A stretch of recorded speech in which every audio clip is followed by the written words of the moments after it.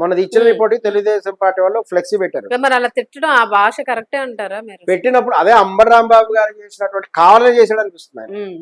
అంబటి రాంబాబు గారు ఏం చేసి ఉండాల్సిందే, వాళ్ళు ఒక ఫ్లెక్సీ పెడితే ఈయన 2 ఫ్లెక్సీ పెట్టి ఉండొచ్చు కదా. అవును, ఎందుకు పెట్టలేదు?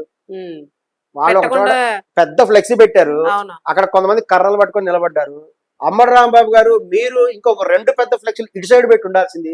మీరు కర్రలు కాకుండా మీరు కూడా టైర్లు కూడా పట్టుకొని ఉండాల్సింది, లేదా చైన్లు పట్టుకొని నిలబడి ఉండాల్సింది. మరి మీకు ఆ ఆలోచన ఎందుకు రాలేదు అర్థం కాలేదు. కావాలని చేశారు కాబట్టి మరి మేము వెళ్తాము దాన్ని పగల కొడతాము ఇరగొడతాము అని చెప్పి మీరు చెప్పారు. చెప్పిన ఆయన అలానే బయలుదేరారు. బయలుదేరడం అనేటువంటిది ఆయన చేసినటువంటి పొరపాటు. వెళ్ళి కొడతాము పీకుతాము అంటే ఒక్కసారి ఆలోచించుకోవాలి. అలవి కాని చోట అధికులం అన్నారు. మీరు ఇప్పుడు ప్రతిపక్షంలో ఉన్నారు, అది గుర్తుపెట్టుకోవాలి. మీకు ఆల్రెడీ తెలుసు అధికారంలో ఉన్నప్పుడు అధికారం ఎంజాయ్ చేస్తే ఎలా ఉంటుంది మీకు తెలుసు, అధికార రుచి తెలుసు మీకు. ఇప్పుడు ప్రతిపక్షంలో ఉన్నప్పుడు మరి సహజంగా డిపార్ట్మెంట్స్ కానీ అధికారులు కానీ అందరూ కూడా అధికార పక్షంలో వాళ్ళు చెప్పినట్టు వింటారు.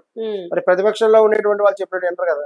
మరి అటువంటిప్పుడు మీరు అక్కడికి వెళ్ళేసేసి ఒక ముఖ్యమంత్రి స్థాయిని పట్టుకుని ఆ విధంగా తిట్టడము, లమ్ డాష్ కొడక అది ఇదని తిట్టడం అనేటువంటిది మీరు కంట్రోల్ తప్పినారు. కంట్రోల్ తప్పినందుకు వాళ్ళు అవకాశం తీసుకున్నారు. ఇప్పుడు కూడా ఏంటంటే ఇప్పుడు లోకేష్ నాయుడు యొక్క విధానం కూడా నడుస్తుంది. చంద్రబాబు నాయుడు గారు ఏమో కొంచెం మెతకేమో కానీ లోకేష్ నాయుడు అస్సలు మెతకదు. జగన్ తో డి అంటే డి అనే టైప్ ఆయన, అంత పవర్ఫుల్ పర్సన్ ఆయన. అందుకే చూడండి చంద్రబాబు నాయుడు గారి టైంలో ఇట్లా ఇంటి మీద దాడిని ఇప్పుడు జరగలేదు. ఇప్పుడు కూడా వీళ్ళ తెలుగుదేశం పార్టీ అభిమానులందరూ కూడా ఇళ్ల మీదకి వెళ్ళి దాడి చేశారు, బహిరంగంగా కార్లు పగలు కొట్టేశారు.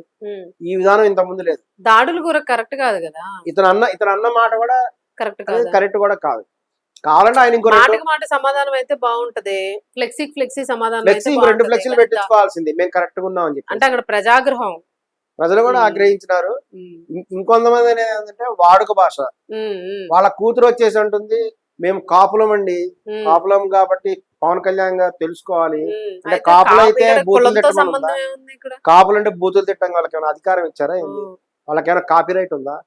అలా అనకూడదు. ఆమె ఇంకా అలా అనడం ద్వారా ఇంకా కాపుల పరం ఆమె తీసుకెళ్ళినట్టు అయిపోయింది. అవును. ఇప్పుడు ఇక్కడ పాయింట్ ఏంటంటే ఇప్పుడు కాపులు అనే ఒక కుల చిచ్చు పెట్టడానికి ప్రయత్నం జరుగుతుంది అనేది పూర్తిగా అర్థమైపోతుంది డైవర్షన్ పాలిటిక్స్ అనేది.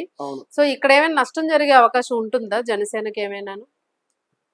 జనసేన ఏంటంటే పవన్ కళ్యాణ్ గారు కాపు కులస్తుడు కాబట్టి తెలుగుదేశం పార్టీ అనేది కమ్మ సామాజిక వర్గం ప్లస్ రెడ్డి విభేదాలు లేవు, చాలా చక్కగా ఉన్నారు. ఇప్పుడు ఈ చిచ్చు వల్ల ఏమైనా జరిగే అవకాశం? దీనివల్ల ఏంటంటే కొంతమంది ప్రయత్నం చేస్తున్నారు వాళ్ళిద్దరి మధ్య విభేదాలు పెడదాం. ఎందుకంటే ఈ రోజు చంద్రబాబు నాయుడు గారు గెలిచారంటే పవన్ కళ్యాణ్ గారి సపోర్ట్ కూడా ఒక కారణం, బీజేపీ సపోర్ట్ కూడా ఒక కారణం. ఈ ముగ్గురు కలవటం వల్లే గెలిచారు. వాస్తవానికి జగన్మోహన్ రెడ్డి గారు కలవడం వల్ల 3 పార్టీలు నిలబడినాయి. వాస్తవానికి జగన్మోహన్ రెడ్డి గారికి 40% ఓటు బ్యాంక్ ఉంది, ఇప్పుడు కూడా ఉంది. మరి విడిగానే చేసినట్టయితే బహుశా ఓడిపోయేవాళ్ళేమో టీడీపీ వాళ్ళు. జనసేన అయితే అసలు గెలిచేది కాదు, కేవలం 10% ఓటు బ్యాంక్ మాత్రమే ఉంది. ఈ విధంగా అంటే ఒక నిష్పత్తి వాళ్ళు ఎనాలిసిస్ చేయడం జరిగింది. తెలంగాణలో చూడండి ఒక్క చోట కూడా గెలవాల జనసేన. కారణం ఏంటంటే అది మరి కేవలం ఆంధ్రాలో మాత్రం టీడీపీ పొత్తు వల్ల గెలిచింది. అంటే ఒకళ్ళకొకళ్ళు హెల్ప్ అయ్యారు, పరస్పర సహకారం వల్ల గెలవలేదు. ఒంటరిగా ఎవరు చేసినా కూడా అవ్వదు, రిజల్ట్స్ లో తేడా వచ్చి గెలవలేరు. అందుకే కూటమి. అందుకనే ఇప్పుడు ఏంటంటే వీళ్ళిద్దరి మధ్య గొడవ పెట్టడానికి ప్రయత్నం చేస్తున్నారు.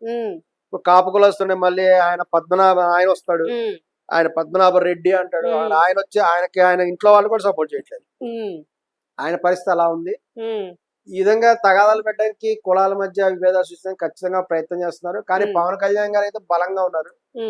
ఆయన అయితే కదిలే పరిస్థితులు, ఆయన జాతీయ రాజకీయాల్లో వెళ్ళేటువంటి అంత ఈజీగా నోరు జారి ఏది పడితే మాట్లాడి చిల్లరగా ప్రవర్తించి లేదు. ఎందుకంటే ఆయన జాతీయ రాజకీయాల్లో వెళ్తారని అందరూ భావిస్తున్నారు. ఎందుకంటే వాస్తవానికి ఆయన ముఖ్యమంత్రి అవ్వాలని వచ్చారు, కానీ ముఖ్యమంత్రి అవడం అంటే ఏంటి ప్రాక్టికల్ గా ఆయనకు అర్థమైంది. ఇప్పుడు ఉప ముఖ్యమంత్రిగా ఉండగానే పులుసు కారిపోతుంది పవన్ కళ్యాణ్ గారికి. బాబోయ్ ఎట్లుంటదా రాజకీయాలు అని ఆయన అన్నారు స్వయంగా. ఆయన దగ్గరకు ఫైల్స్ చేసుకొస్తే సంతకాలు పెట్టడానికి భయపడ్డారట ఒక స్థాయిలో పవన్ కళ్యాణ్ గారు. ఆయన స్వయంగా చెప్పాడు, వామ్మో ఈ ఫైల్స్ వస్తున్నాయి, దేనికి సైన్ పెడితే ఏది చుట్టుకుంటుందో నాకు అని భయం వేస్తుందని ఆయన స్వయంగా మొదట్లో స్టార్టింగ్ అన్నారు. ఆయన స్వయంగా ఆయన మాటలు ఉన్నాయి. ఎందుకంటే ఏ ఫైల్ ఏందో తెలీదు, అనుభవం వచ్చేసింది. ఇప్పుడు కొంచెం అనుభవం వచ్చింది, రాజకీయ జ్ఞానం వచ్చింది. అనుభవం ఉండాలి. ఎందుకంటే దేనికి ఏ కుంభకోణం ఉందో తెలియదు. మళ్ళీ సంతకం పెడితే ఈయన ఇరుక్కుపోయారు. అవును. రేపు భవిష్యత్తులో వేరే పార్టీకి వచ్చారు అనుకోండి, ఇగో పవన్ కళ్యాణ్ కుంభకోణం చేశాడని ఆయన మీద కేసు పెట్టి అవును. మళ్ళీ ఆయన కూడా సిబిఐ చుట్టూ తిరుగుతూ కేసులు చుట్టూ తిరగాల్సిన అవును. పరిస్థితి వస్తుంది. అవును. అందుకని ఈ రోజు ఆచితూచి రాజకీయ అడిగేస్తారు. నాయకులు అందరూ భయపడుతున్నారు. ఉమ్. ఇదివరకులా లేదు. అవునవునవును. ఆ, లేదు, ఉండకూడదు మరి. ప్రజలని మోసం రాజశేఖర రెడ్డి చేసి గారి టైంలో అలా లేదు. అవును. ఈవెన్ ఐఏఎస్ అధికారిని కూడా ఇప్పుడు కోర్టుల చుట్టూ తిరుగుతూనే ఉన్నారు. ఉమ్. అది ఇప్పుడు వీళ్ళు కూడా అందుకే భయపడుతున్నారు. ఉమ్. ఏ సంతకం పెడితే ఏమవుతుందో, మళ్ళీ ఉమ్. ఏది చుట్టుకుంటుందో తెలియదు కదా, ఏ కుంభకోణం ఎలా ఉంటుందో. ఉమ్. ఎందుకంటే ఫైల్ ఉంది కానీ ఫైల్ అనక ఏమున్నాయి ఇలా తెలియదు. తెలీదు. అవును. ఆ అంత పరిస్థితి డీప్ ఉంది గా కాబట్టి. ఎక్కడో ఒక పాయింట్ మిస్ అయ్యారంటే ఇంకా ఇరుక్కునే అవకాశం వీళ్ళు ఉంటుంది. ఇరుక్కోవాలి, అంటే సంతకం ఆచితూచి పెట్టే ఉండాలి. ఇరుక్కోవాలి. అవును. సో మొత్తానికి అయితే పర్వాలేదు, పవన్ కళ్యాణ్ నెట్టుకొచ్చేయగలరు. కాపు కులానికి సంబంధించి ఎవరు ఎలాంటి చిచ్చు రగలేసినా కూడా అది అగ్గిపుల్ల ఆయన రగిలే ఇది లేదు. ఆయన ఏం లొంగడు. తడగ్గి పుల్లలు రగిలించినట్టే లెక్క. అంతే అంతే. ఆ, మంచిదే కదా. పొలిటికల్ గా రచ్చ జరిగితే ప్రజలకు నష్టం మెయిన్ గా. అవును. ఇలాంటి గొడవలు, అల్లర్లు, దాడులు చేసుకోవడము, ఇది ప్రజల్లో కూడా అభిప్రాయాలు పోతూ ఉంటాయి. అవును. రైట్ సార్, మొత్తానికి మంచి అనాలిసిస్ చేశారు. థ్యాంక్